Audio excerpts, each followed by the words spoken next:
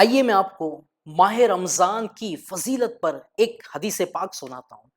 حضرت سیدنا ابو سعید خدری رضی اللہ تعالی عنہ سے روایت ہے، مکی مدنی سلطان رحمت عالمیان صلی اللہ علیہ وسلم کا فرمان رحمت نشان ہے کہ جب رمضان کی پہلی رات آتی ہے تو آسمانوں کے دروازے کھول دیے جاتے ہیں جو آخر رات تک بند نہیں ہوتے۔ جو کوئی بندہ ماہ مبارک کی کسی بھی رات میں نماز پڑھتا ہے تو اللہ پاک اس کے ہر سجدے کے بدلے میں اس کے لیے 15 سونے کیا لکھتا ہے، اور اس کے لیے جنت میں سرخ یاقوت کا گھر بناتا ہے جس میں 60,000 دروازے ہوں گے۔ غور تو کیجئے کہ 60,000 دروازے ہوں گے تو محل کتنا بڑا ہوگا، گھر کتنا بڑا ہوگا، اور ہر دروازے کے پٹ سونے کے بنے ہوں گے اور جن میں یاقوت سرخ جڑے ہوں گے۔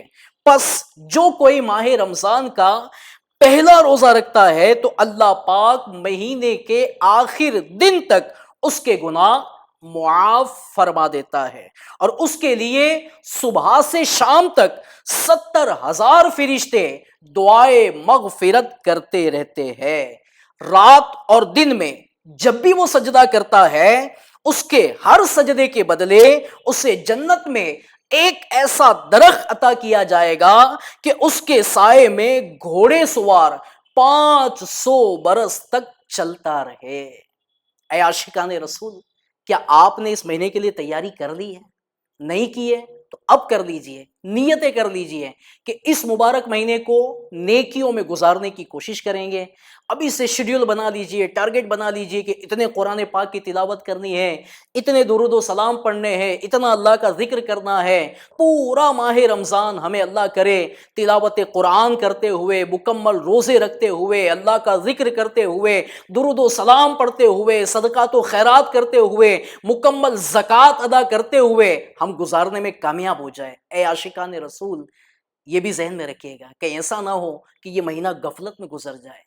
کئی ایسے لوگوں کو دیکھا جاتا ہے کہ اس مبارک مہینے میں نیکیاں کمانے کے بجائے کئی گناہوں کے کام کر رہے ہوتے ہیں۔ ٹائم پاس کرنے کے نام پر کوئی کرکٹ کھیل رہا ہے تو کوئی ٹینس کھیل رہا ہے تو کوئی لڈو کھیل رہا ہے تو کوئی ویڈیو گیمز میں لگا ہوا ہے۔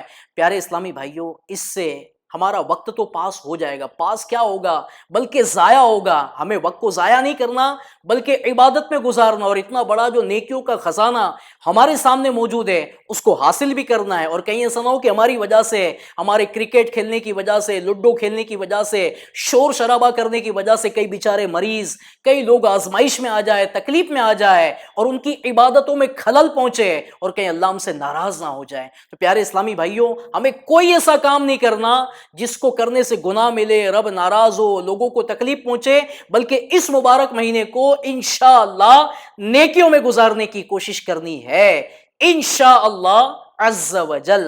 صلو علی الحبیب صلی اللہ علی محمد وعلی آلہ واصحابہ وبارک وسلم۔